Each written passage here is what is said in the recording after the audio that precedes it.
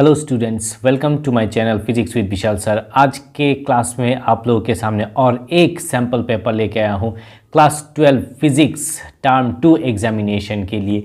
जो sample paper मैंने कुछ ही घंटों पहले मैंने इसको तैयार किया था, तो सोचा कि आपके सामने ये पेश किया जाए। ये जो सैम्पल पेपर है टोटली टर्म 2 के लिए बनाया गया है, सेशन 21-22 के लिए जो अपकमिंग एग्ज़ाम है। आप लोग इसको देख सकते हैं एंड आप लोग यहाँ पे आपको सॉल्यूशन भी मिल जाएगा कंप्लीटली। मैं यहाँ पे आप लोगों के सामने करके दूंगा एक एक करके question answer as a whole. तो आप लोगों को क्या करना है कि वीडियो को बिना स्किप किए कंप्लीटली देखना है। तो एज ए होल आप लोग को एक रिवीजन टाइप हो जाएगा, क्या होता है, एक रिवाइज हो जाएगा अल्टीमेटली सभी चैप्टर्स का, सभी डिफरेंट टाइप ऑफ क्वेश्चन का। मैंने और एक सैम्पल पेपर इस चैनल पे अपलोड किए गए हैं ऑलरेडी। आप लोग प्लेलिस्ट में जाके, सैम्पल पेपर के प्लेलिस्ट में जाके आप लोग क्लिक करके देख सकते हैं। So here we go and let's start the sample paper. Question number 1, बिना टाइम वेस्ट के हम लोग शॉर्टकट में इसका आंसर हम लोग करके देंगे। ओके, न्यूमेरिकल्स होगा तो न्यूमेरिकल्स फुल्ली हम लोग सॉल्व करके देंगे एंड क्वेश्चन आंसर को हम लोग बता के देंगे, ताकि आप लोग बुक का हेल्प लेके या फिर इस चैनल में जाके आप लोग हेल्प ले सकते हैं। या फिर उसके बावजूद भी आप लोगों को कोई प्रॉब्लम होता है तो आप लोग कमेंट करके बता सकते हैं। I will definitely help you. चलिए स्टार्ट करते हैं। An electron of mass m, क्या बोला है कि एन इलेक्ट्रॉन बोला है। Okay, electron of mass m and a photon particle बोला है, have same energy E। Energy क्या बोला है? Same. Find the ratio of de Broglie wavelength. De Broglie wavelength का रेशियो यहाँ पे आप लोगों को बताने के लिए बोला है। क्वेश्चन पेपर में एक्चुअली जगह कम है, तो इसलिए मैं जो भी स्पेस खाली है वो स्पेस को एडजस्ट करके यहाँ पे लिखने वाला हूँ।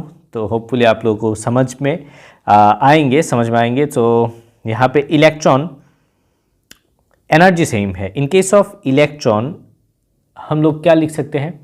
इन केस ऑफ फोटोन हम लोग लिख सकते हैं E equal to hc by lambda।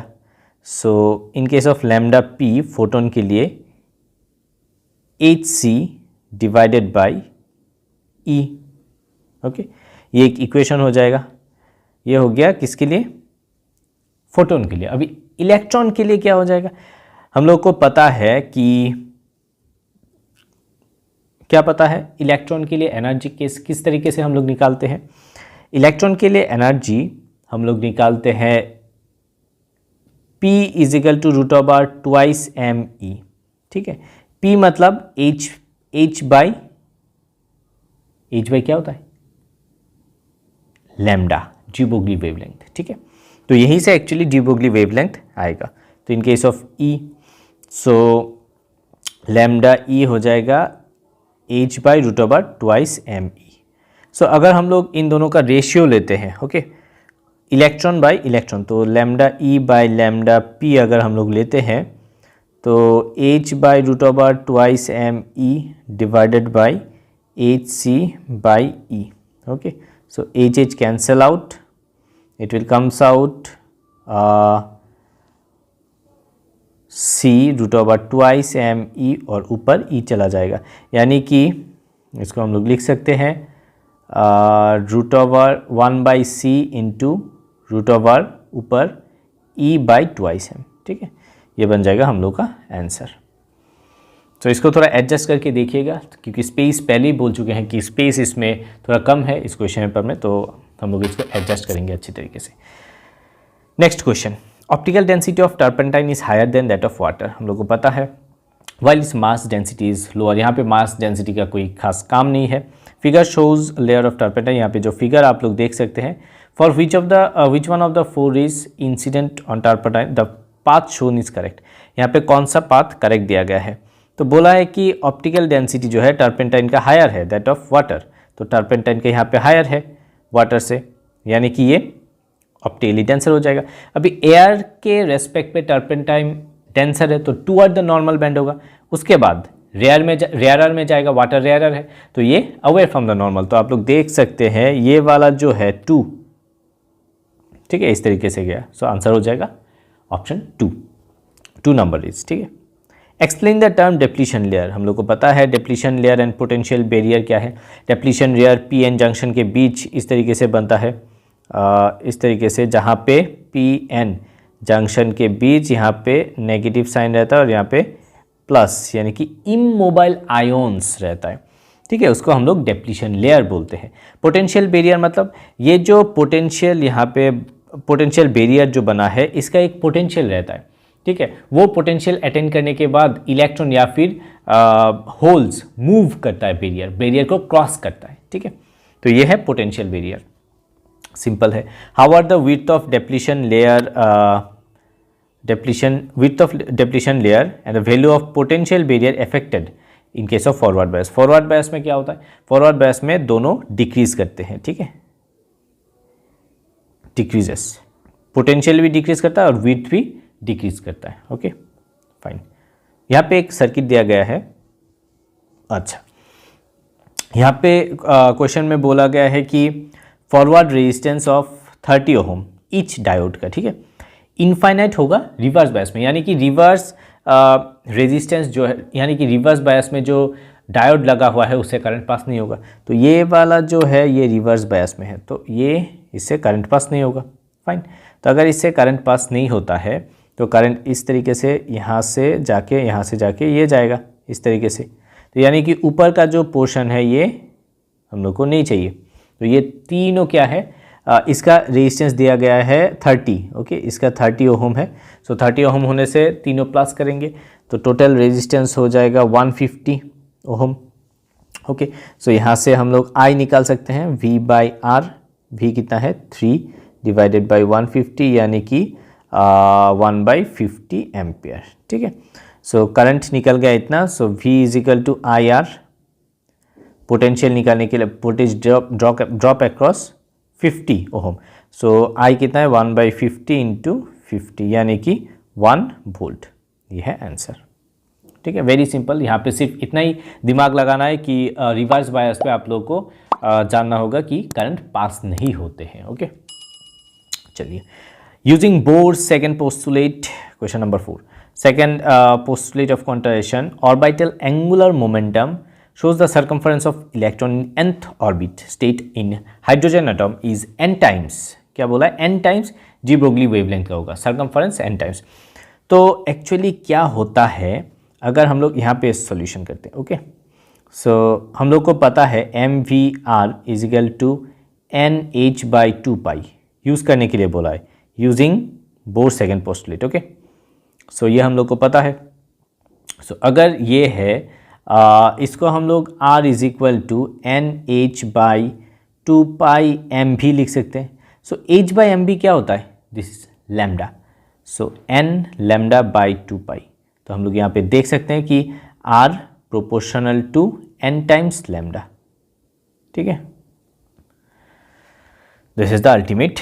एक छोटा सा बहुत इजी सा क्वेश्चन है, क्योंकि CBSE बोर्ड ऐसे ही टाइप का क्वेश्चन करते हैं कि जहाँ पे knowledge application based skill based करते हैं और लेवल जो रहता है वो इजी रहता है, कुछ ज़्यादा से ज़्यादा इजी रहता है, उसके बाद डिफ़िकल्टी लेवल थोड़ा थोड़ा बढ़ता है और हार्ड जो है टफ तरीके का कुछ ही क्वेश्चंस 5-6 मार्क्स का ज़्यादा से ज़्यादा करता है।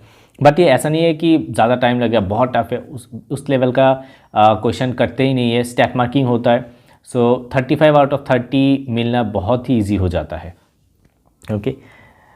नेक्स्ट क्वेश्चन, इलेक्ट्रोमैग्नेटिक वेव, बहुत इंपॉर्टेंट क्वेश्चन है EM वेव से। इलेक्ट्रोमैग्नेटिक वेव ऑफ फ्रीक्वेंसी इतना दिया गया है 3 megahertz, passes, megahertz means 3 × 10⁶ hertz, okay. Passes from vacuum to a dielectric medium which relative permittivity दिया गया है, डाइलेक्ट्रिक कांस्टेंट भी बोल सकते हैं 4। Then what will be the wavelength and frequency, उस मीडियम में क्या होगा वेवलेंथ और फ्रीक्वेंसी। चलिए इसको हम लोग थोड़ा इस तरीके से देखते हैं। फ्रीक्वेंसी जो है ऑलवेज सेम रहता है, ठीक है।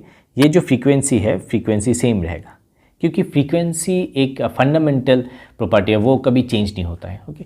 बट वेवलेंथ चेंज होगा डेफिनेटली। तो हम लोग को वेलोसिटी का फॉर्मूला पता है, अगर किसी को पता नहीं है तो ये बहुत ही इंपॉर्टेंट है, देख लीजिए, μ0 μr ε0 ε r। तो हम लोग को पता है कि c जो है, c का वैल्यू 1/√μ0 ε0 है, ठीक है, इसका वैल्यू हम लोग को पता है। तो ये अगर हम लोग यहाँ पे पुट करेंगे ये बन जाएगा C divided by root over mu R epsilon R. So mu R is equal to 1। Dielectric में यहाँ पे बोला है ना कि डाइलेक्ट्रिक मीडियम में म्यू आर जो होता है वो 1 रहता है। Okay, mu R 1। So it will be C by root 4 value है यानी कि C बाई 2। सो ये है वेलोसिटी। सो हम लोग को पता है v is equal to nu lambda, frequency into lambda उस मीडियम का। सो हम लोग को निकालने के लिए बोला है wavelength. So wavelength will be equal to v by frequency. v कितना है? c by 2। c बाई 2 यानी कि 1.5 into 10 to the power 8 metre per second. ठीक है, तो यहाँ पे हम लोग को क्या मिलेगा? v का वैल्यू है 1.5 into 10 to the power 8 divided by frequency कितना है? 3 इंटू 10 टू द पावर 6। तो इसको अगर हम लोग सॉल्व करेंगे आंसर आ जाएगा यहाँ पे 2 यानी कि 0.5 0.5 इंटू 10 स्क्वायर यानी कि 50 metre. This is the answer. Okay,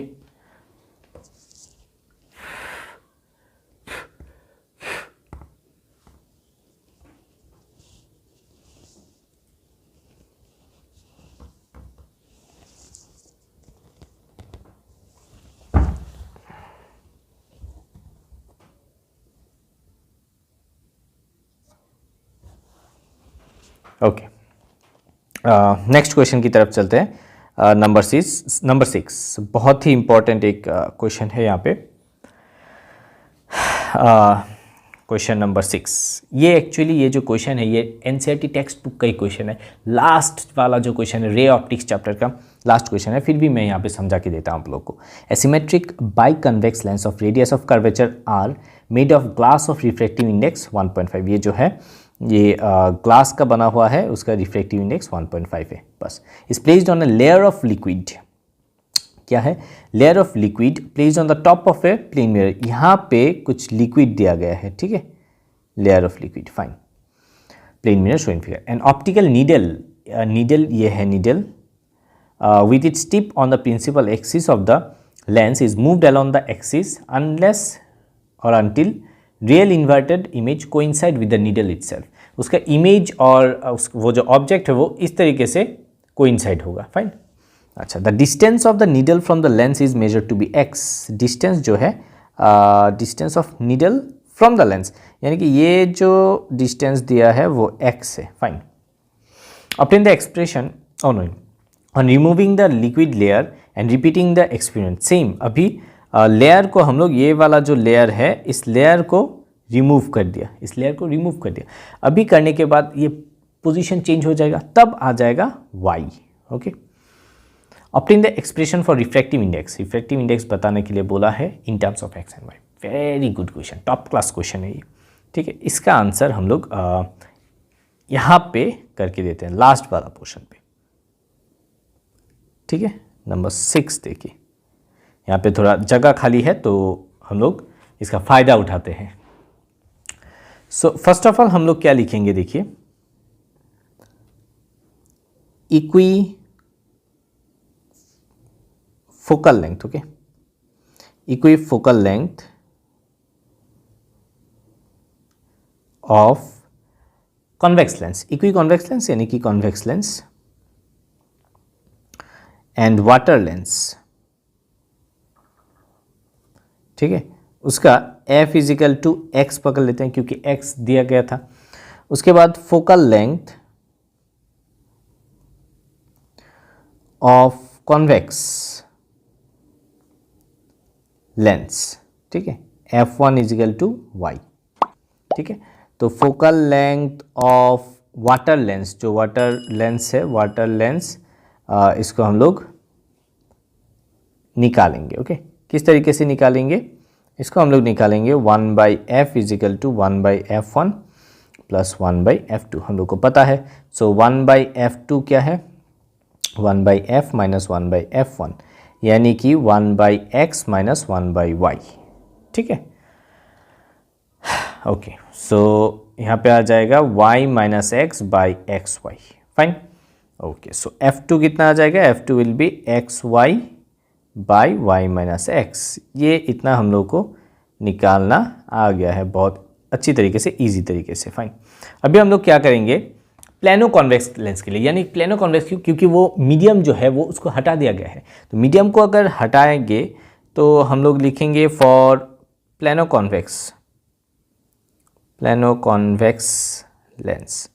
उसके लिए क्या होता है, देखिए प्लेनो कॉन्वेक्स लेंस के लिए R1 हो जाएगा -R, ठीक है ना, और नीचे क्या है प्लेन मिरर है, तो R2 कितना हो जाएगा, इन्फिनिटी हो जाएगा। तो अगर ये होता है तो हम लोग क्या प्लेस कर सकते हैं, देखो यहाँ पे हम लोग प्लेस करेंगे यहाँ पे 1/f2 is equal to mu -1 1/r1 -1/r2। ये क्या है, लेंस मेकर फॉर्मूला है।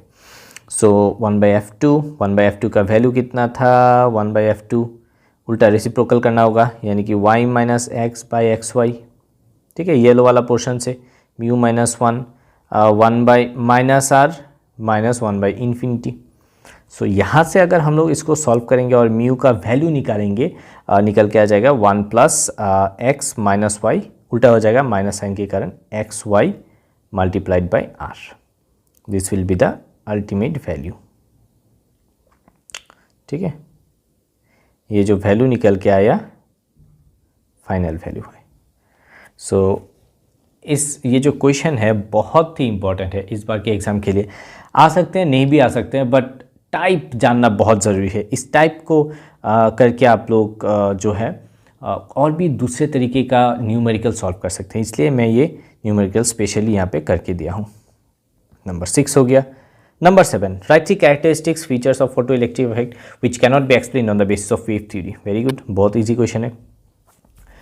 वेव थ्योरी क्या एक्सप्लेन नहीं कर सकता है, क्योंकि देखिए जो फोटो इलेक्ट्रिक इफेक्ट है वो 1-on-1 प्रोसेस है, यानी कि फर्स्ट ऑफ ऑल बोलते हैं कि ये इंस्टेंटेनियस प्रोसेस है, इंस्टेंटली वो फोटोन को निकालते हैं। फोटोन अगर इंसिडेंट होता है तो इलेक्ट्रॉन को निकालते हैं, ठीक है, वेयरएज वेव थ्योरी वो एक्सप्लेन नहीं कर पाता है। नेक्स्ट है 1-on-1 प्रोसेस, एक फोटोन एक इलेक्ट्रॉन को निकालते हैं, तो 1-on-1 प्रोसेस को भी वेव थ्योरी एक्सप्लेन नहीं कर पाता है। नेक्स्ट क्या है, ये स्पॉन्टेनियस प्रोसेस है, जब यहाँ पे फोटोन इंसिडेंट होता है उसके साथ साथ जल्दी यानी कि इंस्टेंटली निकल के आता है। तो ये जो कुछ एक्सप्लेनेशन है वो एक्सप्लेनेशन वेव थ्योरी एक्सप्लेन नहीं कर पाया है, ओके, बिकॉज ऑफ दैट वो वेव थ्योरी फेल किया गया है।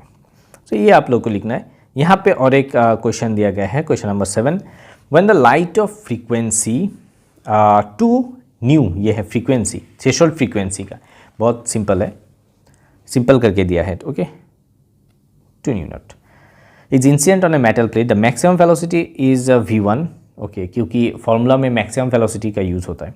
Frequency increase to 5v0, the maximum velocity is v2। Ratio निकालने के लिए वो बोला है v1:v2। बहुत ही इजी क्वेश्चन है। 7, क्वेश्चन नंबर 7 यहाँ पे करके देते हैं, क्वेश्चन नंबर 7, ओके। तो हम लोग को पता है, क्या पता है, हम लोग को पता है E is equal to h nu naught, okay, नहीं ऐसे नहीं लिखते हैं, इसको h न्यू नॉट करके लिखते हैं, ओके, ताकि इजी हो जाए, ओके। तो लिख सकते हैं E is equal to work function plus half mv², v max square हो गया, मैक्सिमम वेलोसिटी। E हो जाएगा h twice nu naught, first one में h nu naught plus half mv1², तो half mv1² is equal to minus होके h nu naught हो जाएगा, okay, इसका इक्वेशन 1। नेक्स्ट में 5 बोला था, सिमिलरली क्या हो जाएगा, E के जगह पे h 5 nu naught is equal to h nu naught plus half mv2², so half mv2² हो जाएगा 4 h न्यू नॉट, इक्वेशन 2। अभी रेशियो अगर हम लोग लेंगे तो v1/v2² हो जाएगा इज इक्वल टू 1/4, ओके, तो v1/v2 हो जाएगा 1/2। ये अल्टीमेटली यहाँ पे हम लोग को निकालने के लिए बोला था, ओके। रेशियो इजी है, ये दोनों इक्वेशन में बिठाने से सिंपल आ जाता है। सो इस तरीके का क्वेश्चन आएगी, क्योंकि यहाँ पे कुछ टेस्ट करने के लिए दिया है कि आप लोग को आता है कि नहीं वो फोटो इलेक्ट्रिक इफेक्ट का जो इक्वेशन है, आइंस्टाइन इक्वेशन।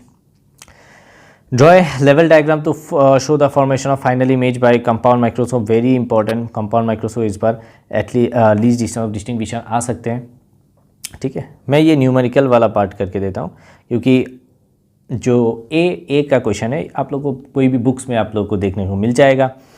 वेरी सिंपल है, तो ऑप्शन बी, 8 का B. Okay,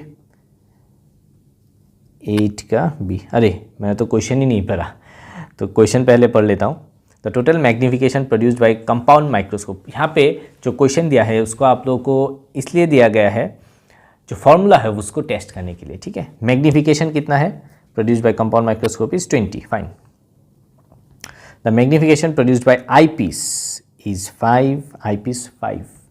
the microscope is focused on a certain object, the distance between the objective and वो है L लेंथ का। If the least distance of distinction 20, calculate the focal length of the objective eyepiece. Okay, अलग अलग करके करना होगा, समझ में आ गया। सो फर्स्ट ऑफ ऑल हम लोग यहाँ पे फॉर्मूला देखते हैं, m is equal to 1 plus D by F E, eyepiece का। ओके, आई पीस का। ऑब्जेक्टिव का तो होता है v बाई यू, हम लोग को पता है। सो 5 बोला था, 1 प्लस 20 बोला था, एफ ई निकालने के लिए बोला है। सो यहाँ पे एफ ई अगर हम लोग निकालते हैं तो 5 आ जाएगा, 5 सेंटीमीटर, ठीक है। नेक्स्ट में क्या बोला है कि अच्छा, उसके लिए टोटल जो मैग्नीफिकेशन होता है minus L length of the tube. Okay, F O 1 plus D by F E. So -20 दिया गया था, -14 लेंथ, एफ ओ कितना था, एफ ओ 1 प्लस 20 बाई 5 अभी निकाला। मैग्नीफिकेशन 20 तो था यहाँ पे, यस, मैग्नीफिकेशन 20 और ये 14 सही बिठाया था, ठीक है। तो इसको अगर हम लोग सॉल्व करेंगे तो एफ ओ जो है 3.5 सेंटीमीटर निकल के आएगा। आप लोग सॉल्व कर सकते हैं, मेरे पास आंसर था तो इसलिए मैंने डायरेक्ट बिठा दिया यहाँ पे। Okay, question number 9।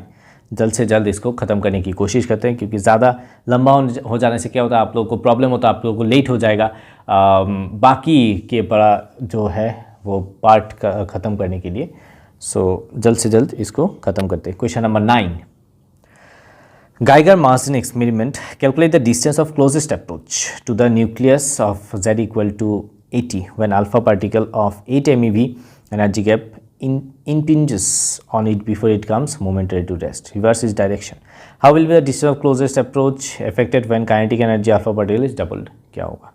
तो यहाँ पे जो कुछ दिया गया है 80 के लिए क्लोजेस्ट अप्रोच यहाँ पे एनर्जी दिया गया है, तो हम लोग को फॉर्मूला जानना होगा। क्वेश्चन नंबर 9 का यहाँ पे करते हैं। जो डिस्टेंस ऑफ क्लोजेस्ट अप्रोच है R naught equal to Z E square pi 4 pi epsilon naught into kinetic energy. So यहाँ पे आप लोग जेड ई पता है 1/4 pi epsilon naught, kinetic energy 8 MeV, तो ये पता है, मेगा इलेक्ट्रॉन वो सब कर सकते हैं, तो इसका आंसर आप लोग निकाल सकते हैं बैठ के फॉर्मूला पे बिठा के।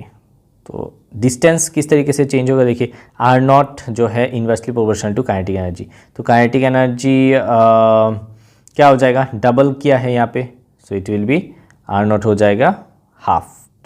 Okay, that is half, inversely जो प्रोपोर्शनल है।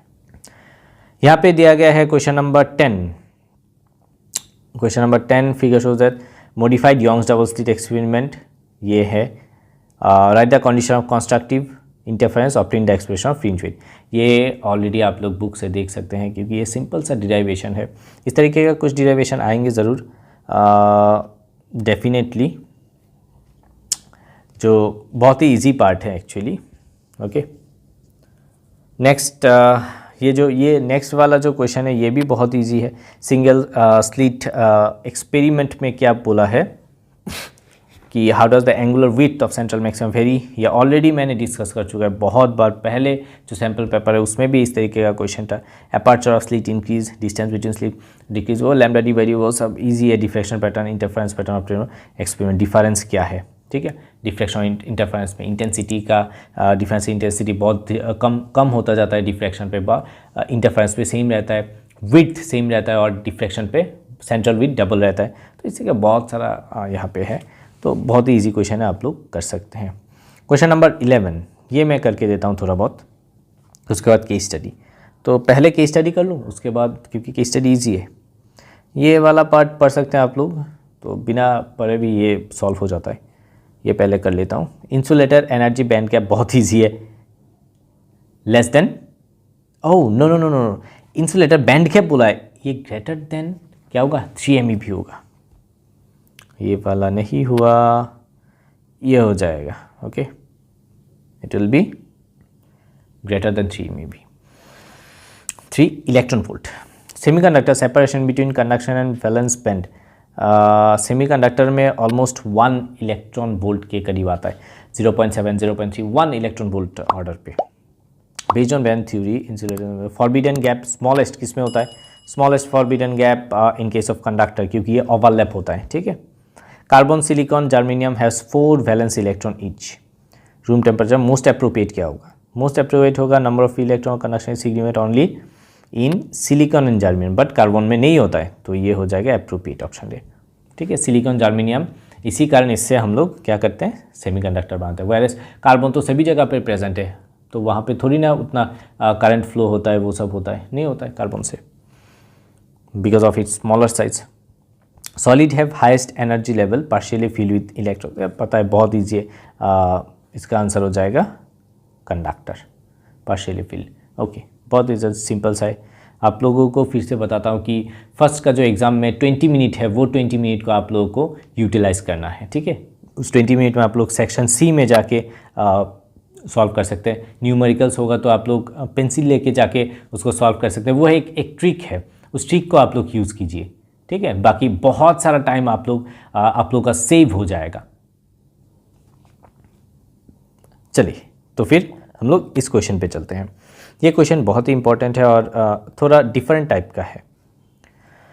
वेवलेंथ दिया गया है 5 angstrom, Young's double slit D is equal to 1 millimetre, small D slit with between the slit, screen और स्लिट का डिस्टेंस है 1 मीटर। इंटेंसिटी ये दिया गया है, फ्रिंज विड्थ निकालने के लिए बोला है। फ्रिंज विड्थ का फॉर्मूला क्या है, लैम्डा डी बाई डी। यहाँ पे अगर हम लोग बिठाएंगे आंसर आ जाएगा 0.5 mm, ओके। नंबर 2, ये नंबर 1 चला गया, नंबर 2 दिया है कि distance of 5th minima from central Bryan.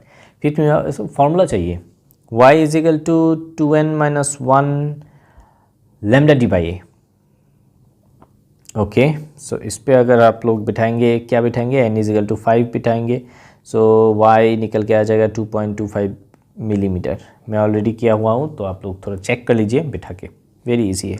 Intensity, हाँ ये बहुत बढ़िया सा है। इंटेंसिटी नंबर 3, ठीक है। Intensity at y is equal to 1/3, यहाँ पे इंटेंसिटी निकालने के लिए बोला है। तो y जनरली 1/3 मतलब क्या, बहुत छोटा है d से। तो d से अगर छोटा है, हम लोग को पता है delta x is equal to y d by capital D, okay. So phase difference पता है ना, delta phi is equal to 2 pi x by lambda, 2 pi delta x by lambda is equal to 2 pi, कितना हो जाएगा, delta x है y d by lambda d. So इसका जो value है निकल के आ जाएगा, देखिए यहाँ पे y हम लोग बिठा सकते हैं 1/3, ओके, y का वैल्यू, और लैम्डा डी बाई डी का वैल्यू है 0.5, ठीक है। तो हम लोग यहाँ पे बिठा के 4 पाई बाई 3 निकल के आता है, ये है फेज डिफरेंस। सो अगर हम लोग के पास फेज डिफरेंस है, हम लोग इंटेंसिटी पे बिठा के I1 plus I2 plus 2√I1 I2 cos phi इस पे बिठा सकते हैं। और अगर हम लोग इस पे बिठाते हैं, जो आंसर है वो निकल के आता है 3I0, ठीक है। आप लोग चेक कर लीजिए इसको, 3I0, check it please, okay. अब बिठाने से आ जाएगा, यहाँ पे I1 I2 दिया हुआ है, ये है I1 I2 4I0, तो बहुत इजीली ये हो जाएगा। डिस्टेंस ऑफ 1000th मैक्सिमा बहुत इंपॉर्टेंट है। 1000th मैक्सिमा का जो डिस्टेंस है वो कैसे निकालेंगे, हम लोग के पास फॉर्मूला है, सब कुछ है, एक्चुअली पढ़ने से सब कुछ होता है। देखो फॉर्मूला क्या है, d sine theta is equal to n lambda, n कितना है 1000, lambda, fine. So sine theta निकल के आ जाएगा 1000 lambda by D. Okay, so 1000 lambda कितना है 0.5 इंटू 10⁻⁻6 है ना, -6 बाई डी कितना है, डी 10⁻⁻3 जो निकल के आता है हाफ। साइन कितना वैल्यू हाफ होता है, theta is equal to 30 degree.